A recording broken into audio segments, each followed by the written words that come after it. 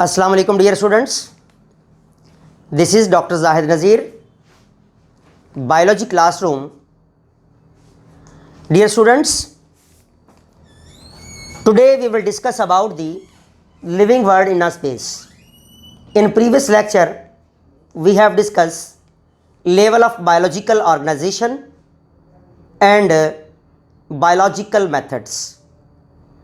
Dear students, जब हम बात करते हैं लिविंग वर्ल्ड इन स्पेस की, तो याद रखिएगा इस लिविंग वर्ल्ड के अंदर लिविंग ऑर्गेनिजम्स पाए जाते हैं. क्या पाए जाते हैं? Living organisms.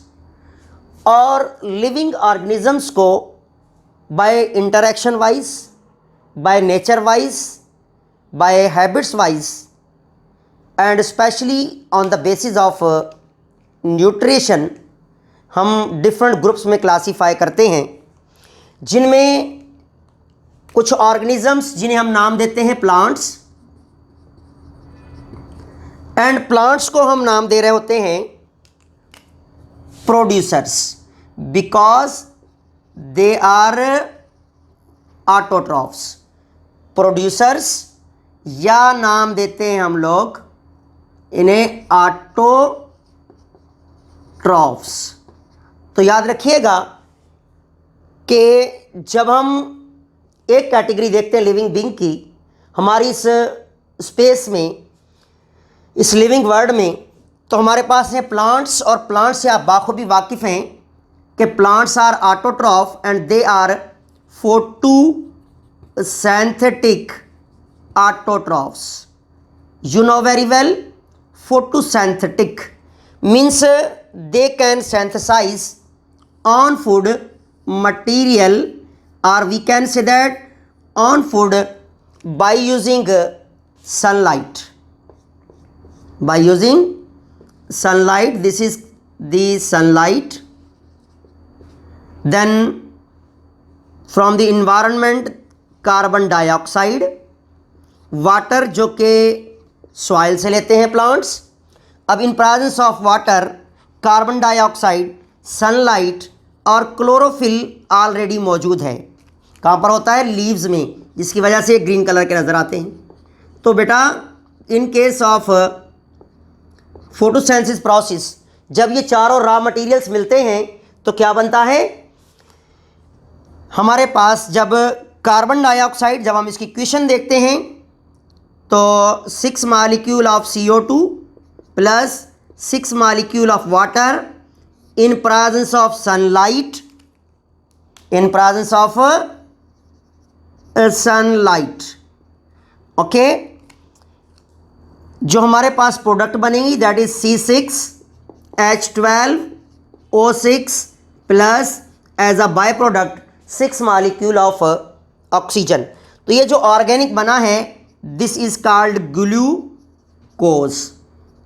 तो हमारे पास जो मेन प्रोडक्ट होती है प्रोसेस ऑफ फोटोसिंथेसिस की दैट इज ग्लूकोज, और जो बाय प्रोडक्ट बनती है that is the oxygen gas molecule.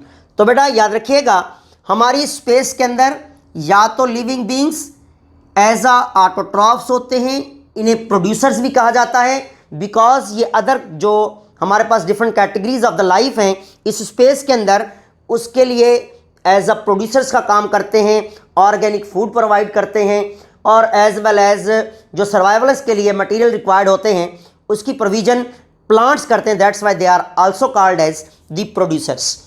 और सेकंड कैटेगरी की जब हम बात करते हैं तो दैट इज द एनिमल्स. लेकिन अब एनिमल्स में जब हम बात करते हैं तो animals are also called as consumers. क्या नाम देते हैं? कंज्यूमर्स. और हम दूसरे लफ्ज़ों में लिखेंगे दे are heterotrophs.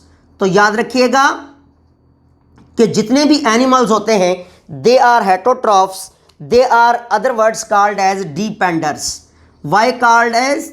Because they depends upon other living beings, they can not synthesize on food material. That's why हम इन्हें नाम देते हैं डिपेंडर्स. और ये डिपेंड करते हैं प्रोड्यूसर्स पर. किस पर डिपेंड करते हैं? प्रोड्यूसर्स पर डिपेंड करते हैं। जब हम इन्हीं कंज्यूमर्स को हम क्लासीफाई करते हैं तो याद रखिएगा इसमें हमारे पास प्राइमरी कंज्यूमर के तौर पर भी, ठीक है, as well as secondary consumer भी, ठीक, देन हमारे पास जो है वो टर्शरी कंज्यूमर के तौर पर भी ये एनिमल्स मौजूद होते हैं, या आप ये कह सकते हैं कि कंज्यूमर्स मौजूद होते हैं।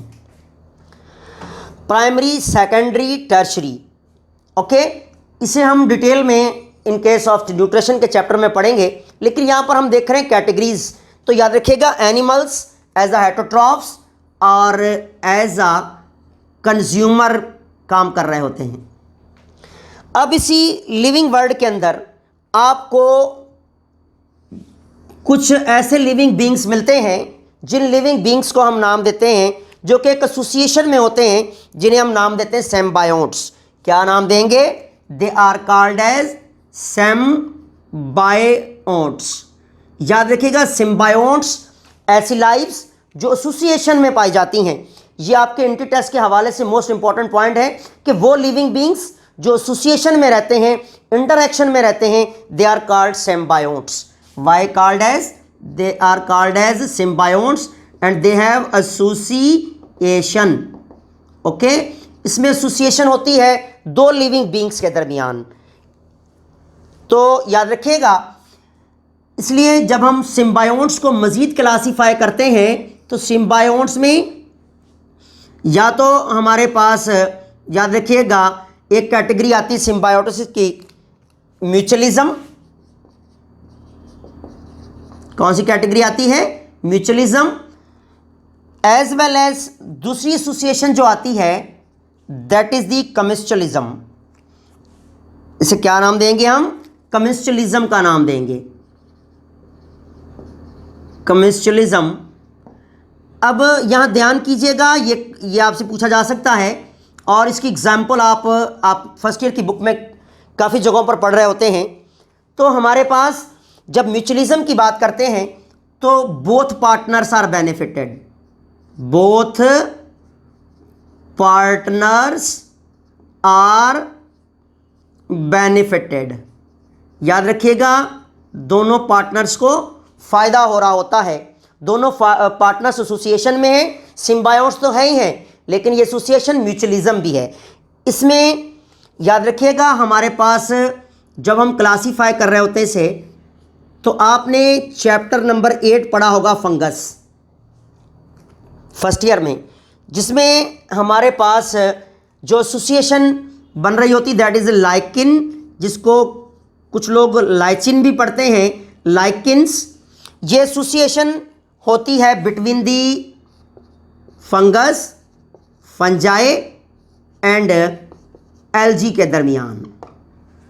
इसमें दोनों पार्टनर फ़ायदा ले रहे होते हैं। इस एसोसिएशन को आपने डिटेल में पढ़ा होगा कि एल्गी जो है, फंगस प्रोटेक्ट करती है एल्गी को फ्रॉम द लाइट और एल्गी प्रोवाइड करती है न्यूट्रिशन टू फंगस। दोनों पार्टनर फ़ायदे में जाते हैं। दूसरा हमारे पास माइकोराइजी,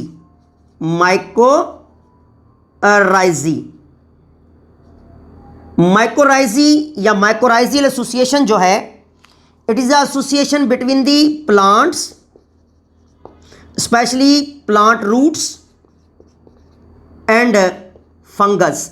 अब इसमें एक पार्टनर क्या है? फंगस है, दूसरा पार्टनर क्या है? प्लांट्स। अब याद रखिएगा प्लांट्स डायरेक्टली अपने फ्लोएम से न्यूट्रिशन दे रहा होता है टू दी फंगस, और फंगस बहुत सारे न्यूट्रिएंट्स एंड मिनरल्स प्लांट्स को प्रोवाइड कर रहे होते हैं जो प्लांट्स को नीडेड होते हैं for the synthesis of different materials और फॉर बायोसेंसिस प्रोसेस। तो हमने देखा कि हमारी इस लिविंग स्पेस के अंदर सिम्बायोट्स की फॉर्म में, एसोसिएशन में भी लाइव्स पाई जाती हैं। अब कमिस्चुअलिज्म में याद रखिएगा ऐसा प्रोसेस जिसमें one partner benefited, other nor in losses, loss are benefited. ना तो फायदा होगा ना ही नुकसान होता है अदर पार्टनर को, एक पार्टनर को फ़ायदा हो रहा होता है, इसे कम्युचुअलिज्म कहते हैं। इसमें एसोसिएशन जो होती है, याद रखिएगा, बिटवीन दी सी आर्चिन। सी आर्चिन आपने पढ़ा होगा in case of echinodermata phylum and small fishes के दरमियान एसोसिएशन होती है। अब इसमें एक पार्टनर है सी आर्चिन और दूसरा है स्मॉल फिशिज। इसमें स्मॉल फिशिज जो हैं वो फ़ायदा ले रही होती हैं, लेकिन सी आर्चिन को ना कोई फ़ायदा होता है ना नुकसान, क्योंकि स्मॉल फिशिज अपने आप को छुपा लेती हैं, प्रोटेक्ट करती हैं फ्रॉम अदर फिशिज और from other any sort of danger in the body of sea urchin. लेकिन सी आर्चिन को ना कोई बेनिफिट होता है ना कोई लॉस होता है, इसलिए इसे कम्युचुअलिज्म का नाम देते हैं। तो ये हमारे पास सिम्बायोट्स एसोसिएशन थी, जो हमारी लिविंग स्पेस में, हमारी जो लिविंग वर्ल्ड है, इसमें पाई जाने वाली कैटेगरी है। देन अगर हम बात करें नेक्स्ट वन, तो बेटे याद रखिएगा कि that is called as the decomposers. याद रखिएगा, डीकम्पोजर्स जो होते हैं, डीकम्पोजर्स जो कि ऑर्गेनिक्स को सिंपल में कन्वर्ट करते हैं, जिनका काम क्या होता है, कॉम्प्लेक्सेस को, वो लिविंग बींग्स जिनमें हमारे पास एग्जाम्पल है बैक्टीरिया एंड फंगस। याद रखिएगा, बैक्टीरिया एंड फंजाई, और we can say that fungus, जिसे हम नाम देते हैं principal decomposer of the universe. ये क्या करते हैं, ये जो कॉम्प्लेक्सेस होते हैं मटेरियल्स, उन्हें सिंपलीफाई करते हैं। दे सीक्रेट डिफरेंट एंजाइम्स जो कि किसको, कॉम्प्लेक्सेस को, यानी कॉम्प्लेक्स मटेरियल को सिंपल में कन्वर्ट कर रहे होते हैं, सिंपलीफाई कर रहे होते हैं इनटू सिंपल मटेरियल, और we can say that into the monomer sub units, जिन्हें कॉम्प्लेक्स को सिंपल में कन्वर्ट करते हैं। They have different sort of enzymes like bacteria and fungus में बहुत सारे एंजाइम्स होते हैं जो कि कॉम्प्लेक्सेस को तोड़ते हैं। तो ऐसी फॉर्म ऑफ लाइफ को हम नाम देते हैं व्हाट, दी डीकम्पोजर्स। इसी तरह हमारे पास जो है या तो प्रोड्यूसर्स की फॉर्म में या कंज्यूमर्स की फॉर्म में, और कंज्यूमर्स की वेरियस कैटेगरीज होंगी। सिम्बायोट्स की फॉर्म में मीन्स एसोसिएशन में, या फिर कम्युचुअलिज्म हो या म्यूचुअलिज्म हो, या फिर हमारे पास जो है in the form of the decomposers जो कि कॉम्प्लेक्सेस को सिंपल में कन्वर्ट करते हैं, ताकि हमारा जो बायोजियो केमिकल साइकिल है ये रेगुलेट रह सके।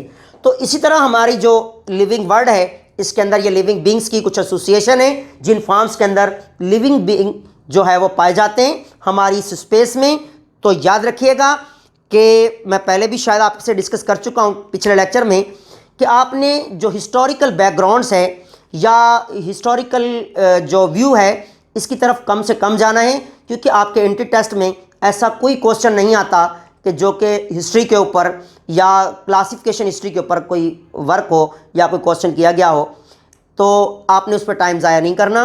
मोस्टली स्टूडेंट्स इसी में परेशान होते हैं, या तो एराज याद कर रहे होते हैं जो कि मोस्ट डिफ़िकल्ट काम होता है, या फिर साइंटिस्टों के नेम याद कर रहे होते हैं, साइंटिस्टों के नेम्स, या फिर ये कंट्रोवर्शियल टर्म्स जो आती हैं जिसमें लिमिट आ रही होती है कि 70% टू 90%। अब वो 70 टू 90 के इन बिटवीन है, वो 79 भी हो सकता है, वो 89 भी हो सकता है, वो 71 भी हो सकता है। तो ऐसी वैल्यू कंट्रोवर्शियल होती हैं, ये कभी भी आपके एंट्री टेस्ट का हिस्सा नहीं बनती। आप पीछे हिस्ट्री उठा के देखें, एनटीएस की 2005 से लेकर, या जनरल हिस्ट्री आप बात करें 99 98 से लेकर अप टू 2019 तक, ऐसा कोई भी क्वेश्चन आपको नहीं मिलेगा जो कि कंट्रोवर्शियल हो। तो इसलिए आपने इस पर टाइम ज़ाया नहीं करना है। हमने क्या देखा, हमने देखा कि लिविंग वर्ल्ड जो है, इसमें लिविंग ऑर्गेनिजम्स जो हैं, जो लाइव्स हैं, ये किन किन कैटेगरीज में पाई जाती हैं और इनकी नेचर क्या है, जिसे हमने डिस्कस किया एंट्री टेस्ट के हवाले से। याद रखिएगा कि मोस्ट इंपॉर्टेंट है, जिस पे मैं आपको एक एमसीक्यूज देता हूं, आप इसको सॉल्व करेंगे। जो आपका एमसीक्यूज है that is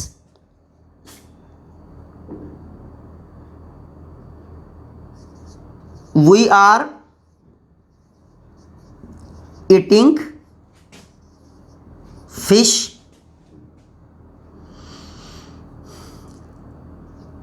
in daily diet, or we can say the daily routine, then we are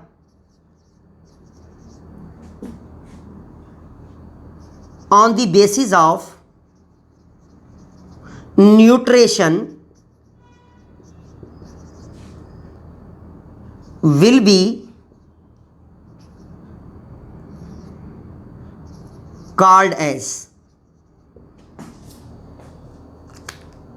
option A, autotrophs, option B, heterotrophs, option C, the both autotrophs, both A and B, ठीक है, both autotroph and heterotroph, it means A and B, और D option है none of the above, ठीक है। तो अभी हमने living word in space में जब डिस्कशन की है तो इसी में आपका आंसर पड़ा हुआ है कि, और मैं आपको बता देता हूँ, थोड़ा सा एक्सप्लेन भी कर देता हूँ, क्योंकि जब हम डिपेंड करते हैं, देखिए हम यहाँ पर क्या खा रहे हैं, फिश खा रहे हैं। जब हम फिश खा रहे हैं इसका मतलब वी आर डिपेंडर्स, हमें अदर सोर्सेज से न्यूट्रिशन पूरी करनी है अपनी, तो इसलिए हम कौन सी कैटेगरी में आएंगे न्यूट्रिशन बेसिस पर, हम आएंगे हेटरोट्रॉफ की कैटेगरी में। तो आपका आंसर जो होगा दैट इज दी हेटरोट्रॉफ, और आपका बी ऑप्शन करेक्ट है। इसी पे एक और एमसीक्यूज हम डिस्कस करते हैं जो आपका क्वेश्चन नंबर 2 कहलाएगा। क्वेश्चन नंबर 2 को अगर हम डिस्कस करें तो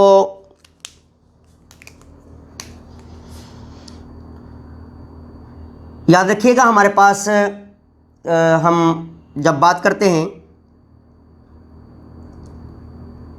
while remnants, or we can say that dead material of living beings breaks up into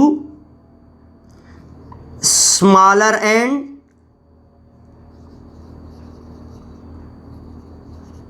simpler molecules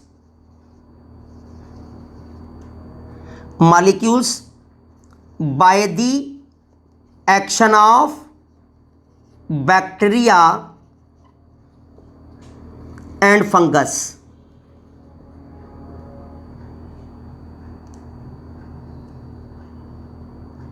and they are called as, तो हमारे पास ऑप्शन है, ए ऑप्शन है प्राइमरी कंज्यूमर, बी ऑप्शन है हमारे पास प्रोड्यूसर्स, सी ऑप्शन है दी decomposers,